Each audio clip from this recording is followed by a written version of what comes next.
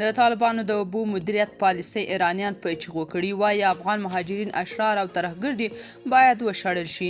جزئیات همدلته وګورئ او چینل هم سبسکرایب کړئ.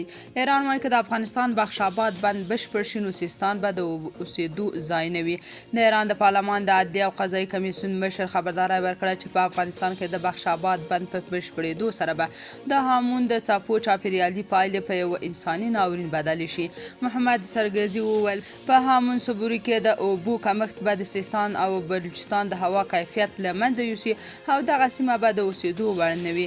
ښاغلي سرګزي د سې شنبې په ورځ د ایرنا له خبري اژانس سره په مرکه کې وویل د دې وخت را رسېدلی چې مسؤل بنسټونو په تیره بیا د ایران ډیپلوماټیک ارګانونه د سیستان په سیمه کې د یو بشپړ ناورین د مخنیوي لپاره ژر تر ژره د بخش آباد بند د جوړېدو په اړه فکر وکړي. هغه ویل د سیستان په سیمه کې د باد دهلیز د لارښوونو له مخې د هامون صبوري سیمې لمدبل اوبه کول به د دوړو سرچینې ثبات کړي او د بخش آباد بند په جوړولو سره به د دې لمدبل د اوبو کولو مخه ونیسي او د دوړو ستونزه به خپل اوج ته ورسوي. تر دې وړاندې ملا برادر ویلي و چې په هر قیمت وي نو د افغانستان اوبه به مهار کړو.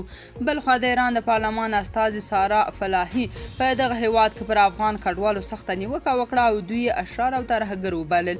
نوموړي افغان کډوال په ناامنۍ او ترور تورن کړل.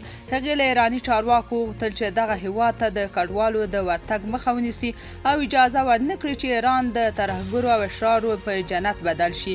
نوموړي دا هم وویل چې ځینې کسان په ایران کې د کډوالو په پیسو خوشحاله ژوند کوي.